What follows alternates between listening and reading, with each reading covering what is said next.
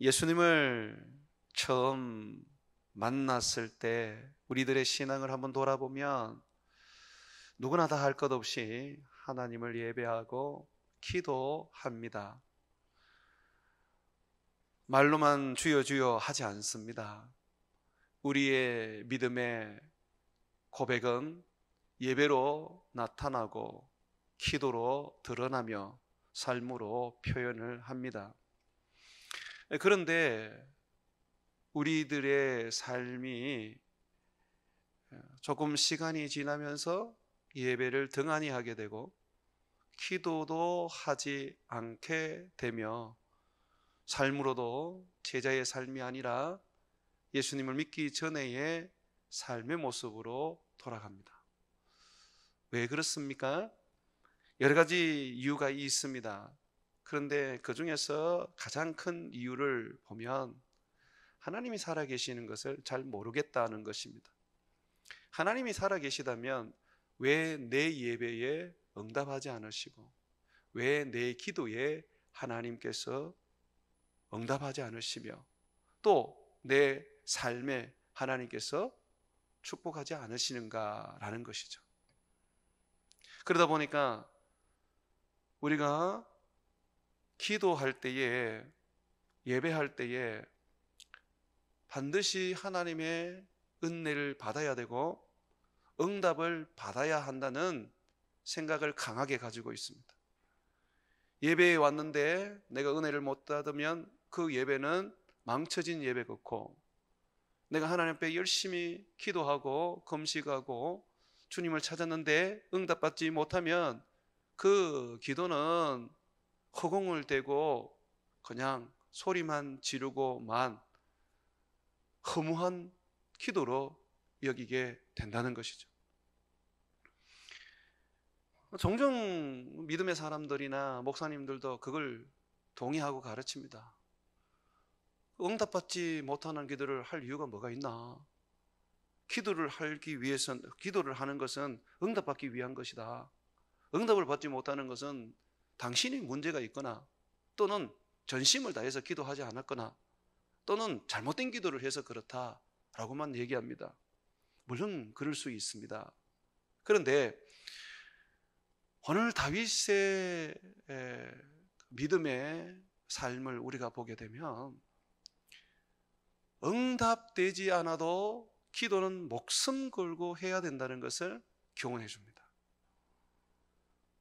은혜가 부어지지 않아도 예배에 목숨을 걸어야 한다는 것을 가르쳐 주고 있습니다.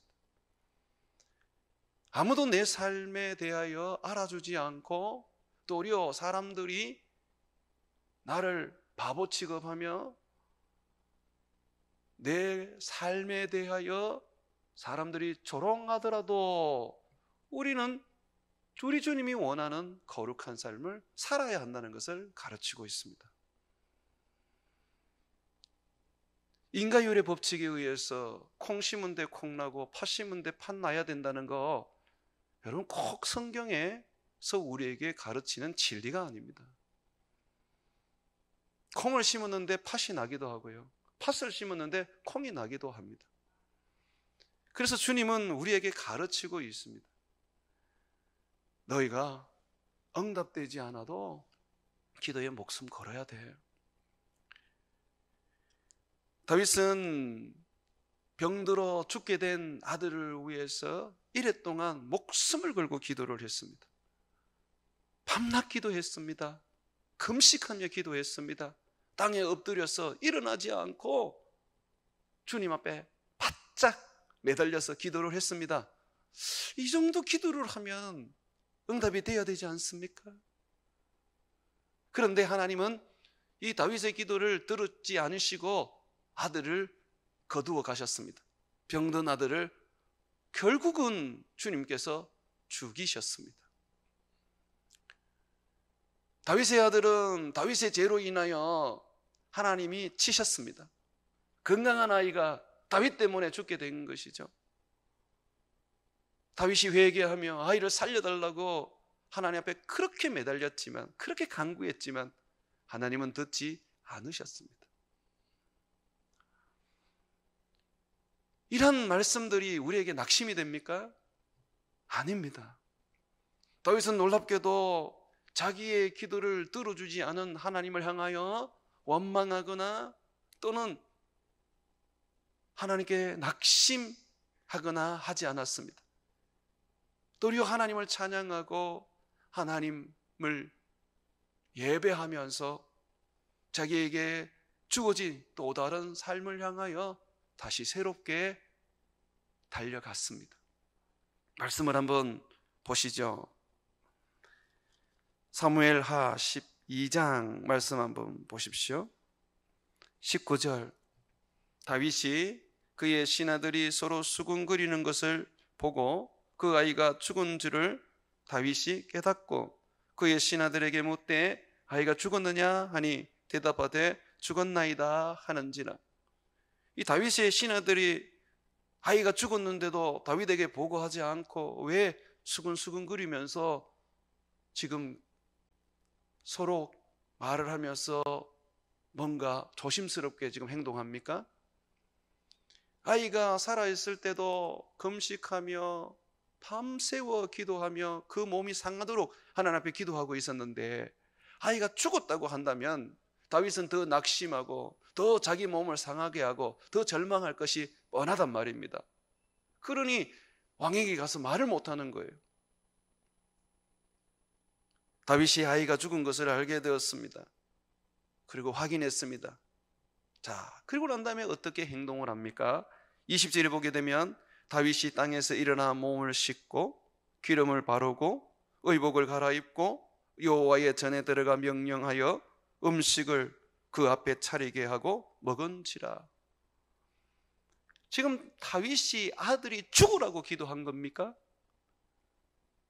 그래서 하나님이 다윗이 죽으라고 기도했기 때문에 아들이 죽었고 그 응답에 감사해서 옷을 입고 기름을 바르고 하나님 앞에 나가서 감사의 예배를 드리는 것입니까? 아니잖아요.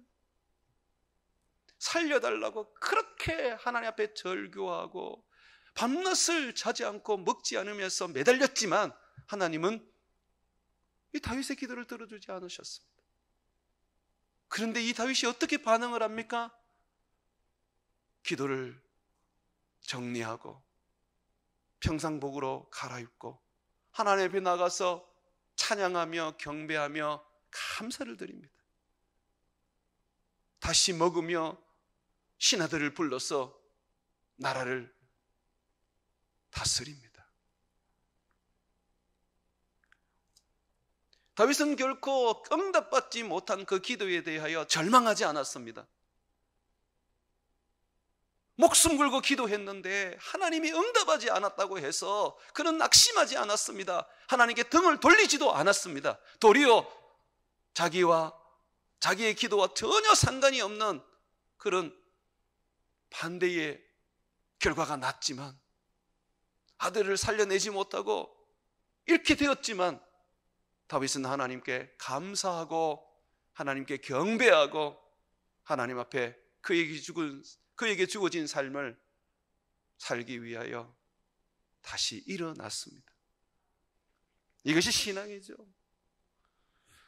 다윗은 왜 그렇게 했는지를 신하들에게 설명해 줍니다. 신하들이 볼 때는 다윗이 마치 미친 사람처럼 여겨졌을 것입니다. 아들이 죽어갈 때는 울며 불며 금식하며 그렇게 하나님 앞에 예언을 하더니 아들이 죽고 난 다음에 갑자기 옷을 차려입고 하나님께 예배하고 음식을 먹는 그 모습을 보면서 너무 고통스러워서 미쳤다고 생각을 했을 것입니다. 근데 다윗은 그게 아니라고 그래요. 22절에 보시면 이르되 아이가 살았을 때는 내가 금식하고 운 것은 혹시 여호와께서 나를 불쌍히 여기사 아이를 살려주실는지 누가 할까 생각함이거니와. 내가 하나님 앞에 목숨 걸고 기도했던 것은 하나님이 나를 불쌍히 여겨서 금식하고 밤새워서 주님 앞에 기도하는 나를 긍휼히 여겨서 내 죄를 사하여 주신 것과 같이 내게 주어진 징계가 없어지고 내 아들을 살려줄 수도 있다는 생각을 가졌기 때문에 나는 기도한 것이다. 그런데 하나님이 그 기도를 응답해 주지 않으셨다. 그럼 내가 어떻게 해야 되느냐? 내가 그 결과를 받아들이고 하나님의 그 의로우심과 하나님이 하신 그의 모든 일에 대하여 찬미하고 감사해야 되는 것이 마땅하지 않느냐라고 한 것입니다. 23절 보십시오. 지금은 죽었으니 내가 어찌 금식하랴. 이제는 내가 더 이상 할 게 없다는 겁니다. 하나님께서 자기의 기도를 듣지 않으셨고 그의 뜻대로 행하셨단 말입니다. 그러면서 그가 말합니다. 내가 다시 돌아오게 할 수 있느냐? 없다는 것입니다. 하나님께서 죽이시고 살리시고 먹이시고 입히시고 높이시고 낮추시게 하시는 주권자라는 것입니다. 여러분, 우리가 기도하면서 낙심하는 이유가 하나님을 하나님대로 인정하지 못하기 때문에 그래요. 그냥 하나님을 내가 부리는 신으로 여기고 있어요. 하나님, 내가 이걸 원하니까 이거 해주세요. 안 해주면 저 교회 안 나갑니다. 하나님, 내가 모처럼 금식을 합니다. 제가 이전까지 금식하시는 거 보셨습니까? 내가 얼마나 답답하면 금식하겠습니까?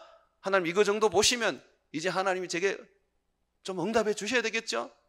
만약에 안 하시면 하나님은 죄를 잃게 될 것입니다. 온갖 협박과 공갈과 그리고 하나님을 마치 조종하고 부리려고 하는 습성이 우리 안에 있기 때문에 우리는 기도에 있어서 내 뜻대로 되지 않으면 절망하고 좌절하고 낙심하고 하나님을 원망하게 되는 것입니다. 정말 여호와를 경외하는 사람은 한나와 같이 하나님은 우리의 반석이시며 하나님 같은 거룩한 자가 없다고 고백하고 그는 죽이기도 하시고 살리기도 하시고 높이기도 하시고 낮추시기도 하시고 그는 있게도 하시고 없게도 하시는 전능자라고 고백한다면 우리는 우리가 기도한 그 결과에 대해서 깨끗하게 주님 앞에 감사함으로 받아들이게 되고 기도할 때에는 전심을 다해서 목숨을 걸고 응답되지 않을지라도 하나님 앞에 매달리며 주의 마음을 움직이려고 하는 것입니다. 다윗은 목숨 걸고 하나님 앞에 기도했지만 응답을 받지 못했습니다. 그런데 우리 하나님은 참으로 좋으신 분이시고 우리를 향한 그 사랑과 그 인자하심이 넘치며 크신 분이십니다. 비록 다윗의 기도를 응답하지 않았지만 하나님은 다윗의 그 눈물로 드렸던 기도, 목숨을 걸고 행했던 그 기도를 주님께서 결코 잊지 않으시고 보상하시며 축복하셨습니다. 여러분, 기도는 땅에 떨어지는 법이 없어요. 응답되지 않았다고 해서 그 기도는 사라지는 게 아닙니다. 응답되지 못한 기도라도 하나님은 그 기도에 대해서 상급을 주시고 축복을 주시고 은혜를 베푸시는 분이십니다. 주님이 우리에게 뭐라고 가르치십니까? 주님 우리에게 그렇게 가르칩니다. 너희는 내게 나올 때에 내가 살아있는 하나님인 줄 믿고 내게 나오는 자에게 내가 상 주시는 이임을 믿으라고 말합니다. 그것이 바로 믿음이에요. 믿음. 응답받지 못하더라도 우리는 주님 앞에 나아가 기도했습니다. 주님은 그 약속대로 주님 앞에 나오는 우리들에게 축복과 은혜를 부어주십니다. 24절 한번 보십시오. 보시면 다윗이 기도의 응답을 받지 못했습니다. 그런데 하나님은 그에게 축복을 주십니다. 그의 아내 바세바를 위로하고 그에게 들어가 그와 동침하였더니 그가 아들을 낳으매 그의 이름을 솔로몬이라 하니라.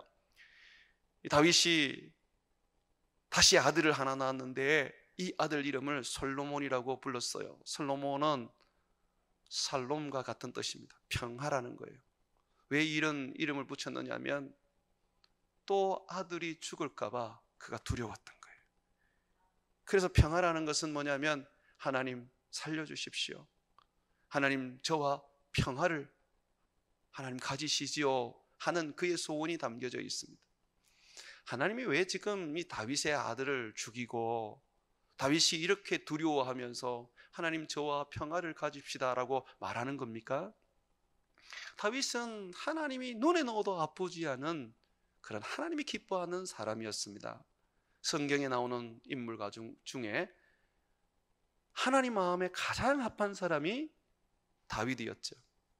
그래서 마태복음에 보게 되면 예수님의 족보 가운데 가장 위대한 조상을 두 사람 소개하는데 바로 아브라함과 다윗이란 말이에요. 아브라함은 하나님의 친구라고 처음 그런 소리를 들은 인물이고, 다윗은 하나님의 마음에 합한 사람이라는 소리를 들었단 말이죠.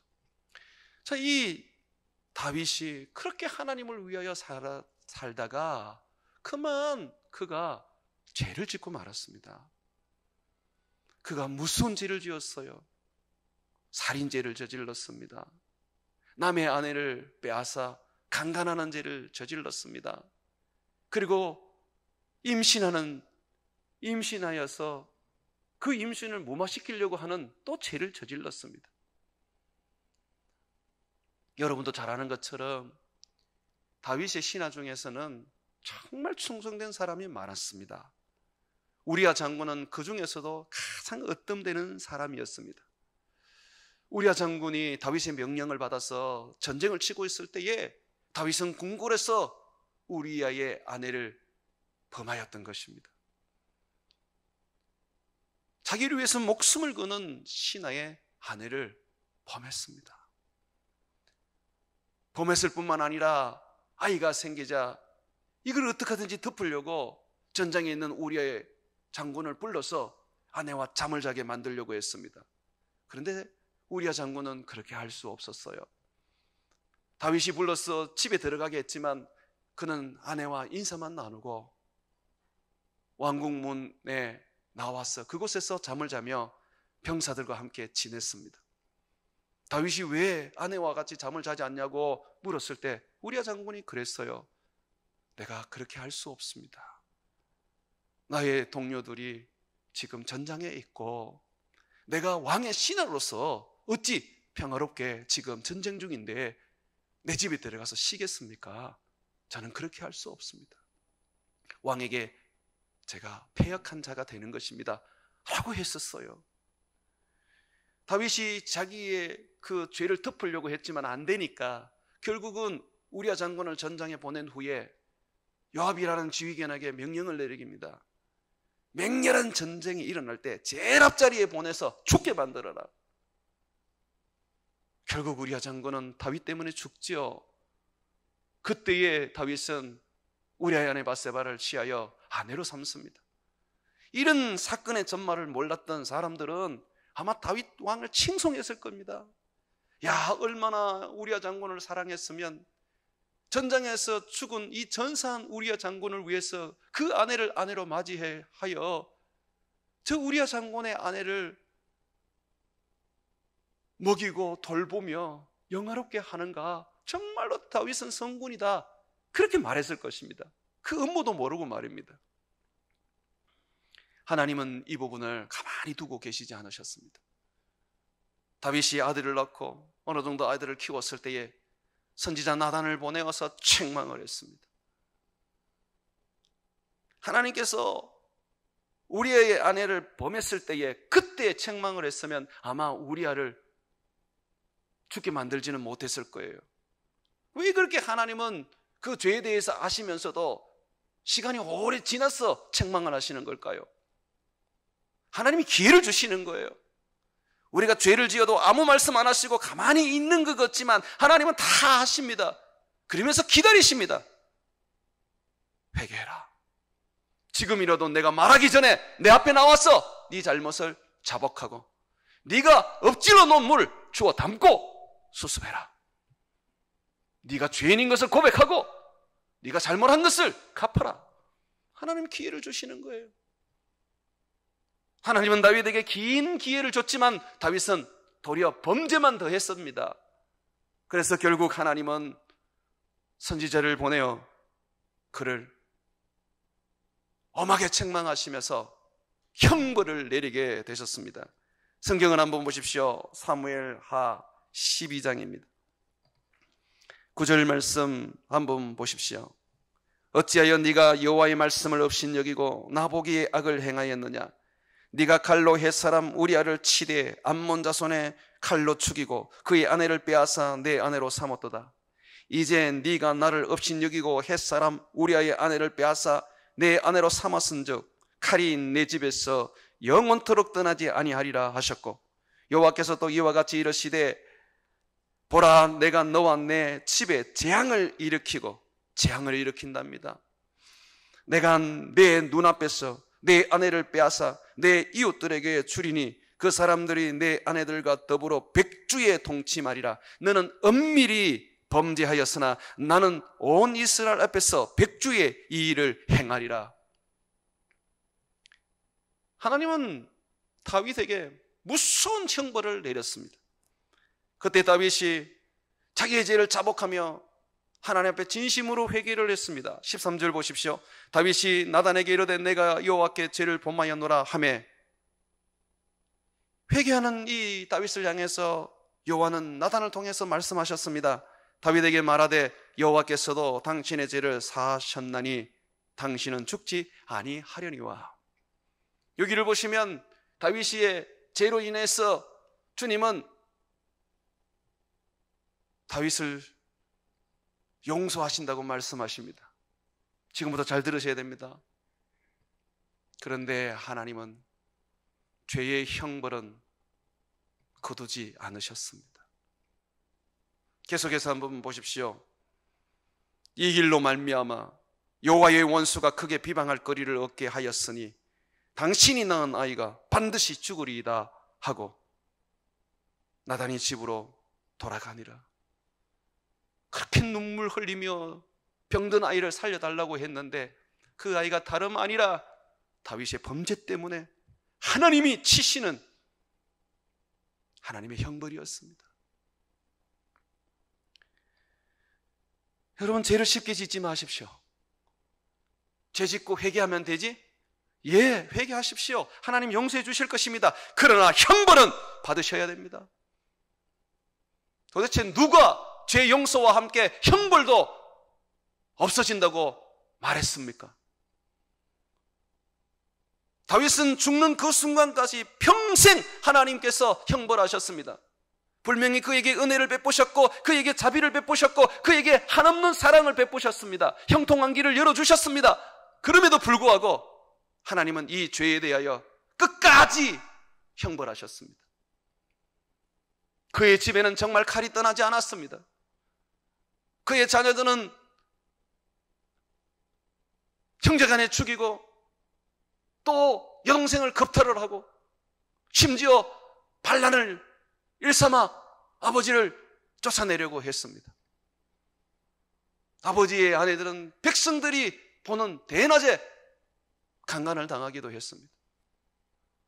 평생 칼이 다윗을 떠나지 않았고 재앙이 떠나지 않았습니다. 그렇다고 하나님의 은혜가 없었습니까? 아닙니다. 하나님께서는 솔로몬을 주신 후에 그 솔로몬의 이름을 여디디아라고 나단을 통해서 지어주셨습니다. 하나님의 사랑을 입은 자라는 거죠. 다윗, 너는 나의 사랑을 입은 자야. 네 아들에게도 내가 이 사랑을 부어줄 거야. 이전에는 네가 내게 범죄하였고 그로 인하여 네 아들이 죽었지만 그러나 이 아들은 이제는 죽지 않을 거야.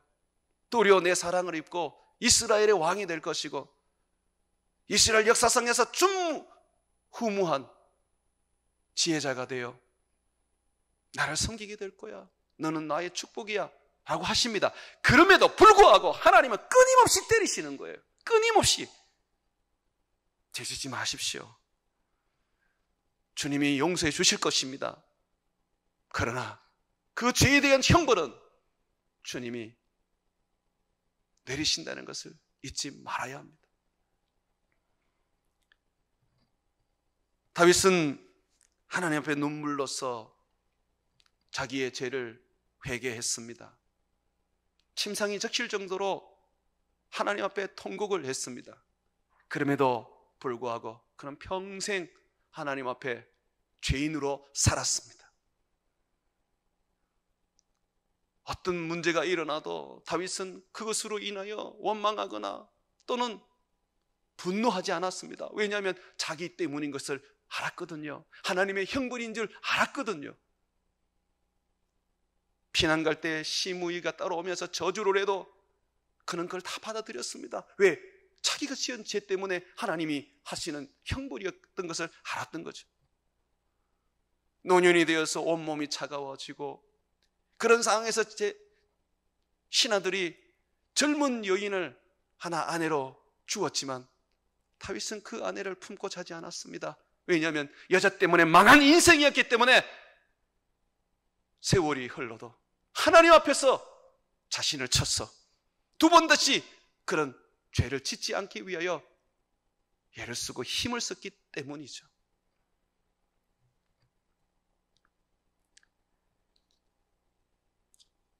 다윗은 자기 죄로 인하여 하나님이 재앙을 내리시고 칼을 거두지 않아도 그는 하나님 앞에 엎드려 기도하면서 재앙을 멈춰달라고 간구했고 칼을 거두어달라고 예언을 했습니다. 살아가는 삶 속에 늘 하나님의 그 형벌을 기꺼이 받아들였지만 그럼에도 그는 하나님 앞에 늘 기도하며 자기 때문에 자식들이 죽지 않기를 소망했고 자기 때문에 나라가 이웃에 의해서 어려움을 당하지 않도록 그는 주님 앞에 무릎을 꿇었습니다. 우리도 범죄할 수 있습니다. 그런데 절대로 놓치지 말아야 될 게 있어요. 그게 뭐냐면 기도입니다. 다윗에 비하면 여러분들은 의인이고 죄가 없는 분들입니다. 그런데 왜 다윗이 나보다 더 어렵고 나보다 더 하나님께 축복을 받았습니까? 그는 많은 죄가 있었지만 하나님 앞에 나갈 줄 알았습니다. 하나님 앞에 나가서 전심을 다하여 기도하며 하나님을 구할 줄 알았습니다. 하나님은 죄인을 부르러 오셨어요. 여러분, 이 땅에서 우리가 죄 때문에 형벌받는 거 아무것도 아닙니다. 잠깐 우리의 허물로 인하여 하나님이 매질하는 거 아무것도 아닙니다. 정말 우리에게 중요한 것이 뭐냐면 그러한 상황 속에서도 변함없이 주의 은혜를 바라보고 주의 사랑을 바라보고 주의 사유하심과 주의 축복을 소망하고 주님 앞에 나가서 기도하는 것입니다. 응답 안 받으면 어떻습니까? 내 하나님 앞에 나가서 예배하는 것이 나의 기도고 내 하나님 앞에 나가서 내가 주님을 배우는 것이 나의 예배인데 내가 죄가 많으면 어떻습니까? 머리부터 발끝까지 두드려 맞았어. 피가 흐르고 있어도 어떻습니까? 내가 주님 앞에 나가서 주의 은혜를 구하고 주의 자비를 구하고 주의 축복을 구하는 자로 산다는 것이 그것이 복 아닙니까? 부자로서 하나님을 모르는 척하면서 사는 인생보다 가난해서 기도할 수밖에 없는 인생이 복된 줄 믿습니다. 건강해서 하나님을 찾지 않는 인생보다 병들어서 하나님 찾는 인생이 더 복된 줄 믿습니다. 다윗은 기도하는 사람이었지만 그는 그의 범죄 속에 자기가 죄인임을 깨달았을 때 더욱더 하나님 앞에 나와 하나님을 부여잡고 하나님을 앙망하고 하나님 앞에 섰습니다. 그렇습니다. 우리가 응답되지 않아도 목숨을 걸고 기도해야 되는 이유는 하나님께서 우리의 기도대로 응답하지 않아도 하나님은 나의 예배드릴 유일하신 하나님이고 내가 의지하고 내가 소망하고 내가 바라볼 유일한 분이기 때문에 그렇습니다. 나의 기도가 점점 줄어들고 하나님 앞에 예배가 점점 멀어지는 것은 하나님을 지금 떠나가고 있다는 것입니다. 여러분의 삶이 부유하고 평탄하고 형통하며 뭔가 다 잘 되고 있어도 저주입니다. 도리어 병들고 망했어 주님께 나오는 것이 복된 것입니다. 사랑하는 여러분, 우리 주님 앞에 여러분의 인생은 오늘 다윗을 통하여 바로 잡아 나가야 합니다. 주님 앞에 나오는 것, 응답되지 않아도 주님 앞에 간구하는 것. 주님은 능히 응답하시고 능히 이루실 분이지만 그는 우리의 뜻대로 하지 않으십니다. 그의 뜻대로 하십니다. 그렇기 때문에 우리는 그걸 인정하고 항상 주님 앞에 나와서 기도하고 주님 앞에 나와서 예배하는 삶을 살아야 합니다. 예배당에 와서 자더라도 예배를 드리셔야 해요. 그것이 바로 우리들이 우리 하나님 앞에 할 수 있는 하나님을 경외하고 하나님을 찾는 삶인 것입니다. 사랑하는 여러분, 여러분의 자녀들이 교회 가면 잠만 온다 하더라도, 여러분들의 남편이 교회 오면 지루하고 잠만 온다 하더라도 끌고 다니십시오. 교회 가라고 닥달을 하십시오. 하나님 앞에 나가는 삶을 먼저 살게 하십시오.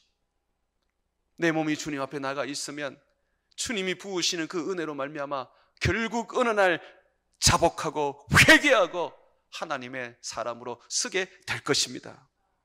응답받지 않아도 기도해야 되는 이유가 바로 여기에 있는 것입니다. 하나님을 인정하는 사람이 기도하는 거기 때문에 기도를 통하여 우리는 하나님을 인정하는 것을 배우게 됩니다. 뿐만 아니라 오늘 말씀에 보여주고 있지 않습니까? 다윗의 기도에는 응답하지 않았지만 하나님이 그 기도를 기억하사 마침내 다윗에게 하나님이 축복하시고 그의 기도에 대한 상급을 주시는 것이 오늘 말씀에 기록되어 있지 않습니까? 솔로몬이 그의 상급입니다. 솔로몬이라고 하나님 나와 평화를 가져주세요 라고 했던 이 다윗의 그런 조심스러운 하나님 앞에서의 소망이 하나님은 적극적으로 이렇게 말씀하셨습니다. 평화? 야, 내가 그 정도로 끝날 것 같아? 내가 이제 너를 더 사랑하고 네 자식, 네가 죄지어서 낳은 그 자식도 내가 사랑을 주어서 내 사랑을 거기에 가득하게 할 거야 라고 반응해 주십니다. 그렇습니다, 여러분. 우리의 기도는요, 죽어가는 아이를 살릴 수는 없을 수 있습니다. 그러나 새로운 아이 솔로몬을 낳아서 하나님의 사랑을 입고 훗날의 이스라엘의 왕이 되어 하나님의 큰 뜻을 이루는 영광의 자녀가 되기는 할 수가 있습니다. 바로 보이는 그거 하나에 목숨 걸지 말고 하나님은 이걸 응답하지 않으셔도 다른 것으로 놀랍게 우리에게 복 주시고 우리에게 축복하시는 하나님임을 믿고 사셔야 합니다. 그래서 다윗은요, 하나님 앞에 금식을 탁 끊고 기도의 응답을 받지 못했다는 것을 아는 그 순간 하나님 앞에 엎드려 자복하고 굴복하고 하나님 앞에 하나님을 인정하고 예배하며 죽은 아이에 대하여 내려놓고 하나님이 그에게 명하신 나라를 섬기는 일에 다시 매진할 수 있었던 것입니다. 사랑하는 여러분, 여러분의 인생 속에 하나님은 어떤 분이십니까? 자판기 하나님이십니까? 기도라는 동전을 집어넣고 원하는 것을 뽑아내는 자판기 하나님입니까? 아니면 여러분 자신을 산재물로 드렸어 하나님이 원하시는 그 인생을 내가 살아드리는 여러분의 주인이신 하나님입니까? 다윗은 그의 범죄 속에서도 하나님이 자기의 주인임을 분명히 우리에게 보여주었고 그 하나님 앞에서 응답되지 못해도 하나님을 찬미하고 감사하며 영광을 돌렸습니다. 사랑하는 여러분, 우리는 응답이 돼도 감사할 뿐 아니라 응답이 되지 않아도 감사해야 합니다. 제가 어떤 분과 통화를 했는데 그분의 살아왔던 삶에 힘든 것도 있고 어려운 것도 있었고 성공한 것도 있고 망한 것도 있었다고 말합니다. 그런데 하나님이 축복을 해주신 것도 감사하고 내가 망해서 어려워진 것도 감사하다고 말하더라고요. 우리 인생 속에 우리가 얼마나 굴곡이 많습니까? 성공도 있고 망하기도 하고 그러잖아요. 그런데 그 모든 것이 다 감사한 거예요. 좋은 것만 감사한 게 아니라 나쁜 것도 감사한 거예요. 제가 그분의 이야기를 들으면서 모든 것이 감사하다는 것을 내가 들을 때에 이것은 마치 오늘 다윗이 하나님 앞에 드려졌던 그가 승복하고 하나님을 하나님답게 인정하는 그 기도의 결과의 모습이거든요. 여러분, 그런 모습 가지십시오. 하나님한테 성질 내지 마세요. 성질 낼 거 한 개도 없습니다. 여러분 뜻대로 하나님 움직여 가지 마세요. 여러분이 하나님 아닙니다. 하나님의 뜻을 도리어 찾고 내가 기도했지만 응답하지 않았을 때 하나님 이게 당신의 뜻이군요. 하나님 내가 인정하고 내가 당신을 높여드리고 내가 당신을 예배합니다. 당신은 어려운 분입니다 라고 고백할 수 있는 그런 인생 되기를 바랍니다. 하나님을 바로 믿고 하나님을 바로 붙잡아서 우리 하나님 앞에 아름다운 삶으로 살아가시기를 주의 이름으로 축원을 드립니다.